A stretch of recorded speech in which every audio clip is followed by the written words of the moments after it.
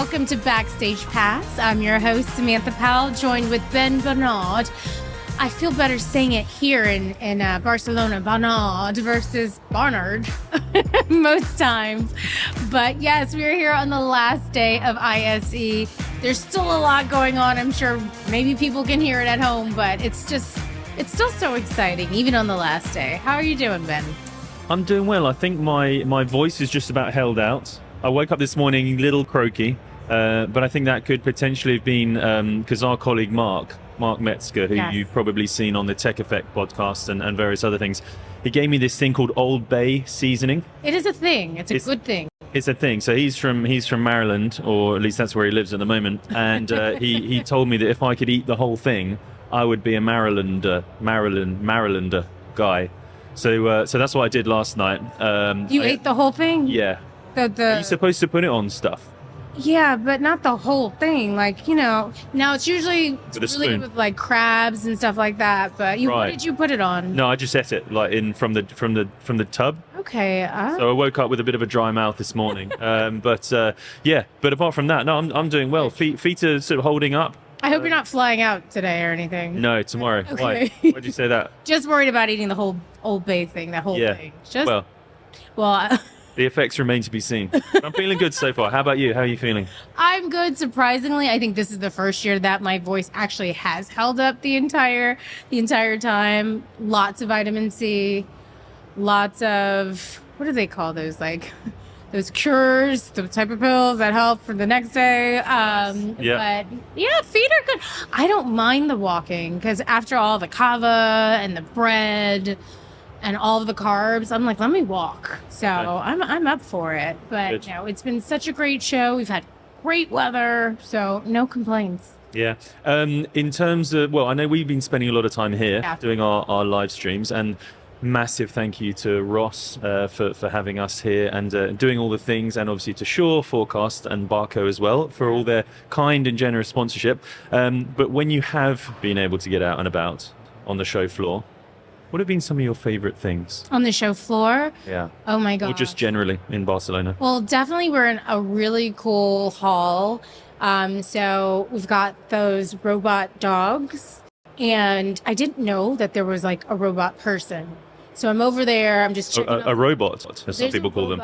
Or just a robot. Oh, but it's really looking like a person or just a robot. Have you seen it? No, I haven't. Okay, if you see it. Although, if it looks that much like a person, maybe I have seen it and I didn't realize it was a robot. Well, one of them was our guest. You didn't catch that? Could have been. Could have been.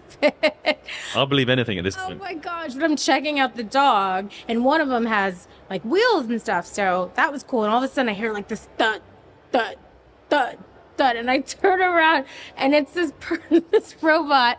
I'm gonna call it a robot person because it freaked me out. But that was really cool. And then we're in the esports, we're really close to them, so I can see them there. So checking that out, I love seeing that, and also the drone area. But outside of the show floor, I got to experience one of the tech tours that we had. Nice. And that was at White Rabbit. Okay. And it's a museum, and it's so cool. If you have some time before you leave, it's just so many immersive experiences. There's this really cool area where, you're in a room, you put on headphones and you're hearing music, and then you go into like this other room and they've got all this really cool technology that it makes it look like you're like in a music video. Oh, sweet. It's so cool. So I think we're doing something with that later. So hopefully that comes out soon. They have a really cool bathroom. I don't want to give anything away. I will say that there is a disco ball. That's all I'm going to say. Okay. In the bathroom. I'm interested. What about you? What have you found fascinating at the show and outside of the show? I think, the thing is, every year when we come here, there's something else that sort of catches your eye, and you think, wow, that's incredible. And then you go further down the aisle, and then there's another company doing sort of a similar thing to that, and you're like, okay, that's it. And then there are lots of these kind of little trends that happen, and there's definitely been that's definitely happened this time as well. So there were far too many of those kind of things for me to mention or even remember. Yeah, being honest. late nights. That's the But thing. yeah, but in terms of like the thing that always strikes me and that I think is my favorite thing in general is just the community side of it. So many stages. So the AVIXA Exchange live stage that we have next to our member lounge in Hall 3. There's a great program there full of sessions, like short sessions and panel discussions and meetups and all that kind of thing. And because we spend so much time both here and there, you get to see how those things develop over the years, how the audience develops. And this year we had a Women in AV meetup, which was, I would say, potentially like twice as busy as it was last year. That was really, really cool to see. And just the kind of discussions that are happening on the panels as well. And it's not just on the AVIXA TV, the AVIXA live stage. It's loads of other exhibitors will be having kind of small areas where they're putting on panels and they're having discussions or maybe live podcasting and stuff like that. And it's just the way that the stands have kind of developed over the years and kind of what they offer. Because I'd say like sort of 10 years ago, stands were way different. The booths were kind of, there was a desk, there was the technology, there was maybe a seating area for coffee and a meeting room, and that was it. Wow. Now you've got these incredible things on offer. The QSIS stand, the QSIS, I call it a stand. It's this incredible creation in Hall 2. Not only have they got their slick booth as usual, they've got this amazing tour which they've been running for a couple of years now. It's like a multi-room tour showing all sorts of their different technologies in action, which is incredible, so well choreographed. And they've even got an escape room this year. At their booth? At their booth. Oh, wow. And it's all contained in this one footprint. I went by, I didn't try the escape room because I didn't want to embarrass myself. We needed you to be filming, so... Yeah, hopefully they'll do it next year and we can film a segment for it. But that was the thing too. But also, just seeing colleagues such as yourself, you and I, we get to see each other once, twice a year if we're lucky. And all the rest of the team. And also, like, some of the Ross Video people who we worked with in Vegas last year, they've actually come over again. So it's amazing to see Jamie, to see Max, and all the rest. And it's, just nice. It's like a big reunion. So going home tomorrow, it's bittersweet because I am tired. We're all tired. We've all given it our all, but I'm gonna miss everyone. So. Yeah, and I couldn't agree with you more. Just everybody behind the cameras. I wish they would all. Next year, they're not. Well, if I tell them now, they're just going to know. Yeah. I'd love to have them just jump behind there because there's just so much work that goes into putting this show together. Yeah. From, we've got Bob the Builders now in our production team who can put together some of this amazing stuff here that makes the show go on. We can't thank them enough.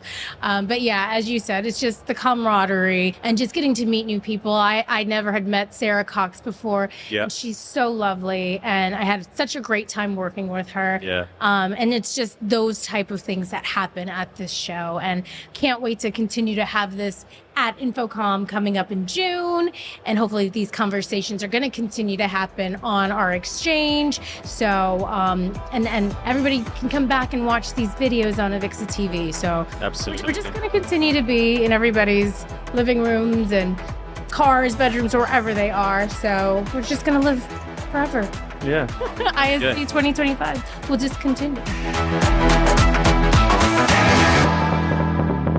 I'm here with Steve and Matt with Resi here on the last day of ISE. Thank you guys for joining me.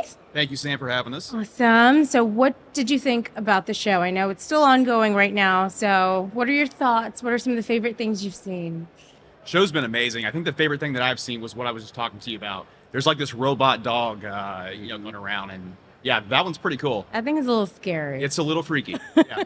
It's not as bad as the human just been walking around that Yes. thing. Oh my gosh, it creeped up behind me. I thought that they only had the dogs. And I'm like checking them out, and all of a sudden I hear this thud, thud, thud, thud. And I'm like, what? I saw it shaking somebody's hand. Yeah. Full eye robot. I wanted to run, but it's so cool. Yeah, you got to get the footage and send it back to the family. That's right. Just to say you were here. So tell me a little bit about Resi. Yeah. So Resi, we are a streaming technology company. Specialize in live streaming, on-demand streaming, and then we have full point-to-point multi-site solutions too. So Matt, streaming has come a long way, I would say, over the past 5 years. So can you tell me a little bit about some of the advances you've seen lately? Absolutely, yeah. There's been a lot of changes, especially over the past few years. I would say more changes, not so in the technology per se, which there has been, but more so in the thought around streaming and about why we stream, right? Because there used to be this thing where streaming was one of those things where it was like a nice to have, but now it's kind of been more mission critical. And because it's been more mission critical, you know, look at what we've been doing this week. There's been a lot of time, a lot of money, a lot of gear, a lot of people here to be able to produce a show like this. But if you don't have something that's going to transmit and deliver that signal to your destinations, then all of this was for nothing, right? So it's been a lot more mission critical, and especially in places like we are here. You know, you don't always have really solid bandwidth, and so being able to have technology to be able to transmit the signal out in a low bandwidth environment is very, very important, and has really grown just in the past few years. You know, quality is going to be one of those things too. So with quality, there used to be this thing where 720 was just good enough, and that was when 1080 was big. And then 4K kind of, you know, came on the scene a few years ago, and then 1080 was fine with streaming. Well, now 4K has been around a few years, and now 4K is going to be one of those things where it's like we're starting to see it being used a whole lot more. It's being asked for a whole lot more. A lot of platforms haven't recently accepted 4K until just now, really just in the past year or so. And so being able to deliver that 4K content to those platforms, very, very critical. Why was there such a delay, though, for that 4K transition? Because I remember when it first came out, everybody was like, oh, you got to get this 4K TV, this 4K this, and like it's slowly taking shape now. Yeah, I think it goes back to kind of what I was saying earlier, where it's more about the mindset, right? Like, you know, people are really nowadays thinking, okay, streaming is here to stay. It's not one of those nice to haves.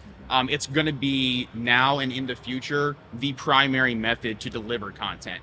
And so because of that, we want to keep getting the quality better, better, and better. And so you were talking about the TVs and stuff. Well, there was a day back when we just watched it, you know, on our phones. And so these screens are super small. So 720, totally fine. 1080, totally fine. But now we're starting to watch it on walls, on TVs.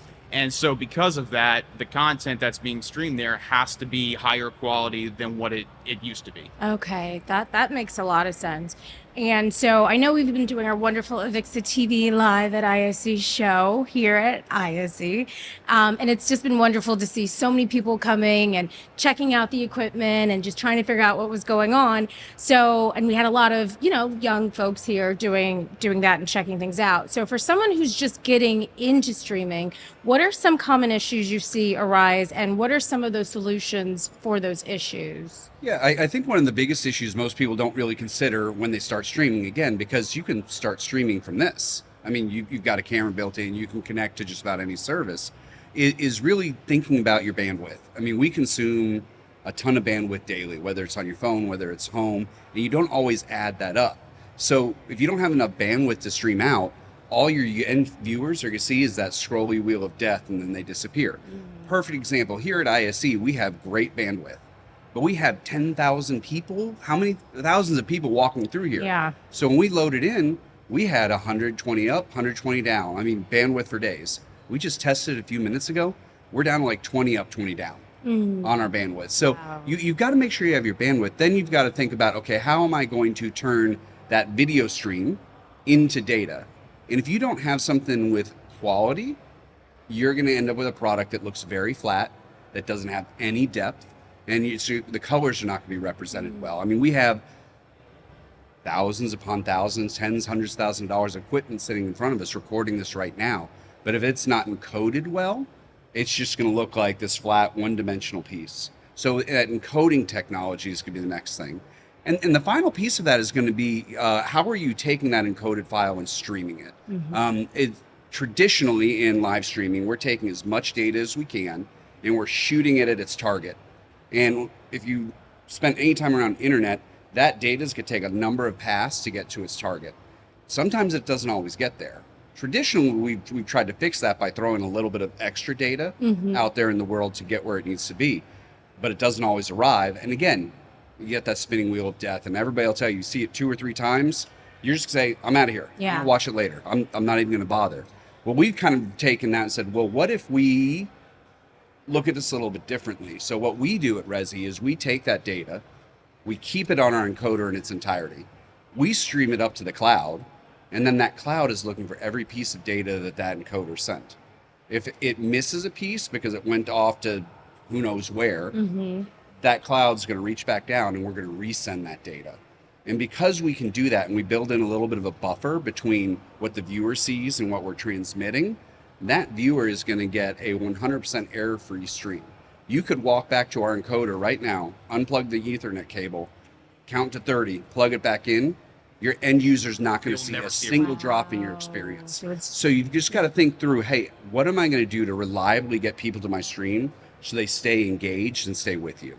Well, and I think that that's really important too. Sorry, Sam, didn't mean to stop you, but like whenever you're talking about where you're streaming to and your destinations, this all comes down to something that I like to call a digital strategy, right?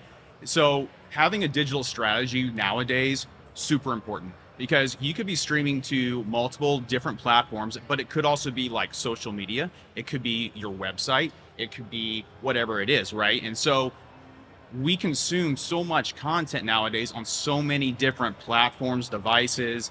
And so being able to know that you're going to send a solid stream to every single place, every single time, there's so much that goes into that. If you can get rid of 3/4 of everything that goes into making that happen, now you can really focus on a good production, on making sure that you are capturing the content correctly, putting on a good show, and so on and so forth. I think that's vital. I don't think a lot of people think about having that digital strategy in place beforehand. It's always, right. Okay, well, I think I want to have that go there. Or I think that's crucial. And I have to give it up to you guys and our production team. We have a digital strategy. And for those who don't know, Resi has been our streaming partner for AVIXA TV live at ISE 2025. How many times have I said that now? And you have done such a wonderful job, and we can't thank you enough. Thank you. So what suggestions would you have for people who are trying to look to do multiple location streaming, just like you were talking about? And what do they really need to know before jumping into that? Yeah, so that can be very complicated, but it could also be very easy too. So if you know, a lot of people think at first, okay, so I want to go to this social media platform, I want to go to that one, I want to go to that website, so on and so forth. And so because of that, previously people thought, okay, so I need to send separate streams to each one. Makes sense, kind of, right? But the problem is that you need a lot of bandwidth to be able to make that happen. Well, if you're in some studio, you got fiber, okay, yeah, maybe, right? And even if you're talking about streaming and sending a transmission from a physical site to another physical site, right? We call that point-to-point streaming, right? Again, a lot of bandwidth. So we kind of take a different approach at kind of what Steve was talking about earlier, sending the stream to our cloud. Instead of sending multiple duplicates of the same data, you send one piece of data. Okay. So then we take that data and then we redistribute that to all of your destinations simultaneously. And again, it could be any social media platform, website, whatever it is online, but then also physical campuses, sites, different buildings, whatever it is at the same time. Okay. Interesting. I'm loving this conversation because I'll admit I didn't know as much about streaming. Like, you guys are schooling me right here. So I greatly appreciate that. And one of the things I think that is really important is engagement, right? You know, everybody's tethered to their phones. They have so many things to do. And we're constantly trying to keep our audience engaged and, you know, with us and watching. What are some ways that streamers can make their audience continue to stay involved and engaged in the program when there's just so many other things that they could be doing? Yeah, I mean, but part of that is knowing your audience and making sure that your content is matching what your audience wants to see. If you go off a rabbit trail or you do a 4-hour podcast, you may lose part of your audience. So it starts with your content and getting it where it needs to be. And then it comes down to, like, making sure your content's more engaging than the distractions. Okay. And if you need them to have an action item from there, we all love posting links to different technology. We love, hey, go check this out, or hey, look in the show notes for a link. Are they going to go to that link? They're sponsored links. So you do, as content creators, we're thinking like, hey, I want to make sure that I get my little kickback from that. But the second you have them click or go to something, now their engagement drops because they've scrolled, they're looking to something else. They're pulling up in another window that web service that you just talked about's in. So you lose that engagement in your stream. So you need to then figure out, how do I keep them where I'm at? Okay. QR codes is a great example of that. Hey, I'm going to flash up this QR code. The problem with a QR code, though, is now they're going to pause your stream because they're trying to yank their phone out and grab that QR code, and then they press play, and now they've missed 2 minutes of your content because you're going to snap back to the playhead right up to where you started, because most of us don't like DVRs on our live streams. We've created something that's kind of fun where our player will look at your QR code and it pops up a link in your player. A separate link, or it's on the? So like on your phone in the live player, it pops up, okay. and you click on that link, and it's going to jump you over real quick. Your player's going to keep playing, but now you can fill out this form so we can get more information. Hey, check out this sponsored link. Hey, check out this where we're talking about a not-for-profit organization we're supporting for flood relief. Okay. Now you can jump over and check it out, but you've not lost engagement in your content. Wow. Because of that. So again, one of the big parts of streaming is keeping people with you for however long your content does. The team at AVIXA TV has done that amazingly because they've done their content in such a way that it's not super long format. There's sections that keep you wanting to watch more. So keep that engagement solid. I love that. Yes, you're able to do multiple things while the stream is still going. They're still engaged. Okay, that is fascinating. I love that. So now that we're still here at ISE, and this is such a wonderful event where, you're able to talk to so many people, get new ideas. You're hearing some of the newest and latest, greatest trends. Is there anything that you've seen or heard while you've been here this week that's going to impact streaming that you think in the next 5 years? Yeah. So AI. That's something, that's a very controversial thing right now. It is a big buzzword. We're still in the very early stages, but had a lot of conversations around that. And about how AI is going to play a part in a lot of things, but especially streaming, because we're going back to the engagement piece, kind of like what Steve was talking about. And again, the shift in thinking nowadays, we're not just streaming just to stream. We're streaming to connect people, right? So the theme of the show this year is connection restored. And that is something, connecting people is something that we as a human body needs, right? We crave that. We want to be connected to other people, and if we're able to do that virtually, then we've done our job, right? And again, that goes beyond technology. It goes it almost goes beyond us. It's at the heart of who we are and why we do what we do. And so yeah, I think that's going to play a big part in the streaming technology going forward. That's wonderful. And once again, thank you so much for partnering with AVIXA TV. You've definitely connected us to all of those who weren't actually here at the show, or for those who were and still just couldn't get enough and wanted to watch us while they're walking around the floor. So final question. Show's ending. You're going to be leaving Barcelona soon. What fun thing are you going to do after the show? Is it you're going to go stuff your face with gelato, paella, go to do some flamenco dancing, something? What is it you're going to do after the show? Well, I'll speak for I'll speak for me. So brought my family with us, which is so much fun. There's a light festival called Loom that's happening tonight, and it's night one. And so hopefully the rain holds out, because we're all going to go walk the streets of Barcelona tonight looking at all the lights in the light festival. Oh, that's going to be wonderful. Do you know where that's taking place? Okay, I'm going to go on the Google. That sounds like fun. Yeah. Okay. So I'm a foodie, Yes. and I have had so much Spanish food this week. It's been amazing. But this is like the charcuterie capital of the world. Breakfast, lunch, and dinner, and then after dinner. I've had so much, but I'm going to go out and have more tonight. I can't wait. So You can never have enough. It's not the same like in the States, right? That's right. It's just not. Oh, It's charcuterie at breakfast. that's right. I did have that this morning for breakfast. me too. I'm in the same boat. I'm just, yeah. I may meet up with you later and we can just, kava and charcuterie and lights. Yes. And lights. I love it. Well, thank you so much again, Steve and Matt. It's been wonderful working with you, and thank you for joining me on Backstage Pass. Thanks for having us. We are joined with Paul Dolenc from CEDIA. Paul, thank you so much for joining us. Thanks for having me. I appreciate it. Absolute pleasure.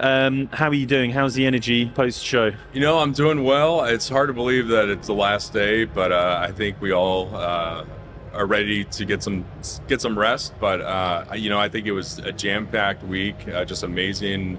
The exhibitors. Actually, this is my first ISE. Oh, really? wow. So how big it was, I was told.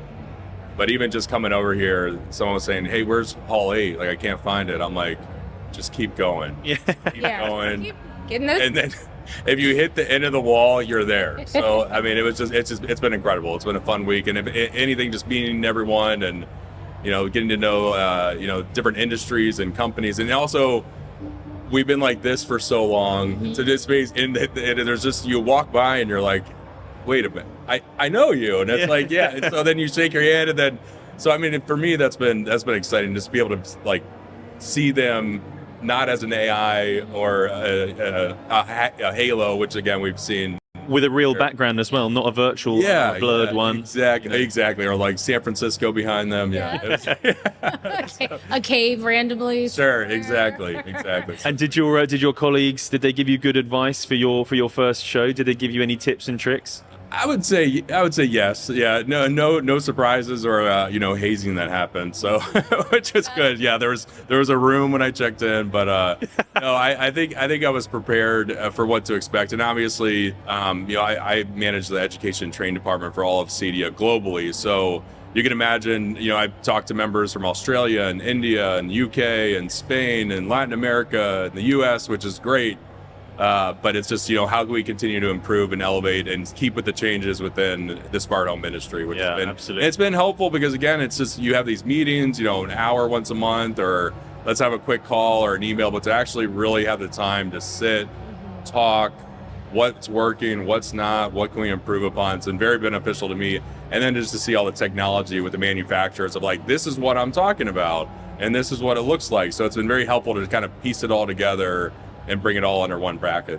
Yeah, good stuff. Yes, and there's just so much going on. It's still so much going on around us. Exactly. The excitement never stops. Exactly. But yeah, you were mentioning like how it's so great just to see so many people, and for such a large show, it's so interesting, at least to me. Like, you still see the people like, wait a minute, like it's a large show, but sometimes it feels so small. Exactly. I think I'd like run into this person. or that Exactly. person. Exactly, for sure. So I want to know, just what are some of your favorite highlights of the show so far? Sure. So highlights for me, I would say, you know, we hear about AI all the time, but like actually to see the companies and show it in real time, like, you know, you're able to say something over an AI will be able to like bring back what you're asking. So, you know, it's, you know, I looked at a session of, you know, what's the cheapest way to get from London to Barcelona? And then the AI could say, you know, it gives you everything that's explaining what it is, but then it will list it out of, you can fly, you can take a train, which again, being in the States, I was like, I didn't realize you take a train from London to Spain. So,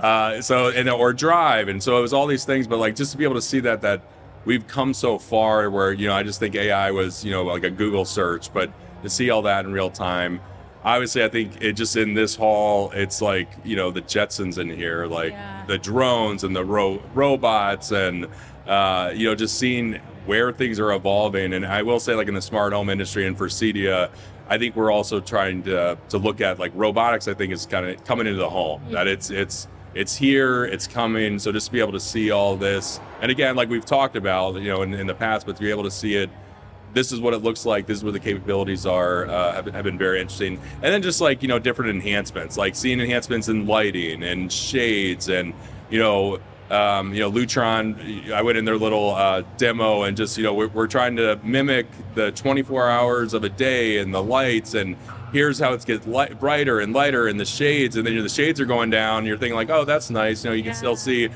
there's another layer to like black it out, and it's like, wow, like what just happened? Yeah. So again, just to see all that and where things are evolving, it's been incredible. Yeah, there's nothing like actually being here and like seeing it in front of you versus like, just on Yeah, the Lutron stuff's really cool. I've had the pleasure of visiting their showroom that they have in London, and they've got that whole kind of like demo thing going on, and just all the science behind it as well, all the research behind sort of fatigue that can happen with the wrong lighting and the different colors of lighting and all that stuff is really interesting. So yeah, good to see that they're bringing it to the show and being able to demonstrate it. In terms of like the sort of post-pandemic recovery for ISE, I mean, it's been astonishing, like how quickly it's come back. Did you ever think that it would have rebounded this quickly and that we would be where we are now in 2025? Yeah, I mean, that's a great question. I mean, honestly, personally, I'm not surprised. Like, I'm actually, because we've all been in home and we've been, I wish we could do this. Man, I'm stuck here. Or like, there's got to be something to think smarter and easier. And I feel like there's been such a rapid shift in like, technology is always changing, but I just feel like if anything, I feel like COVID sped it up a little bit, if that is even a real thing. But I think because of that, everyone's so eager to show like, this is what I was thinking, this is what I'm working on, this would make life easier. And I think we're all just excited to get here. And then, earlier I heard you talking about just like networking. I think we all kind of went a little crazy of just being able to say like, I want to see my friends from around the globe, and like, let's come to Barcelona, and how are you doing? How are things? What's new? So I think, it was the networking personal piece, but I just think the technology has grown so fast. And then just, one sector like lighting. I mean, lighting is just, new lighting's coming out, LED. And I was hearing, we need to change LED to be smarter and better. And it's like, I thought this was the latest and greatest lighting that you can buy. So even that, it's like there's always making changes and evolving. And so I'm happy ISE has come back, but I'm not surprised, because I think there was such a hunger to show what we've been doing and what manufacturers have been doing, and just in general, what are people thinking, what's on your mind, where do you think things are going, what's the trend, to be able to like have a platform to share that, I think has been very good. And that leads quite nicely into the next thing I wanted to ask, which is about that evolution of conversations, because I think last year it was very much top of mind were conversations around AI, trends around sustainability, workforce development as well. What have you been hearing on the show floor in terms of those conversations and how they've sort of developed? I know this is your first ISE, but I'm sure you've heard conversations throughout the year. Of course. How that's kind of developed from last year to this year. Yeah, absolutely. So I shared, I think AI, they've made advancements in AI as well. And I also think there's, and it's just this history that I heard from CEDIA is, we talked about AI last year, the year before, and everyone, it's here, it's important.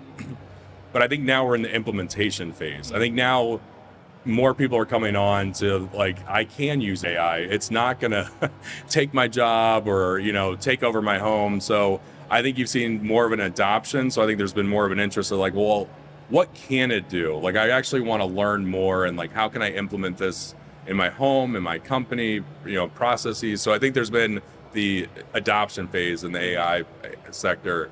I think sustainability is still very important. I think, obviously anything with material within integrators, like how can we recycle? I think we're seeing some of that continue to grow in sustainability.